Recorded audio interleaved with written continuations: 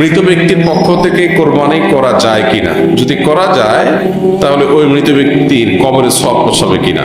মৃত ব্যক্তির পক্ষ থেকে কোরবানি করা যায় এবং জীবিতরা মৃত ব্যক্তির তরফ থেকে কোরবানি করলে সেটার সওয়াব মৃত ব্যক্তির আমলনামায় জমা হবে ইনশাআল্লাহ তাআলা।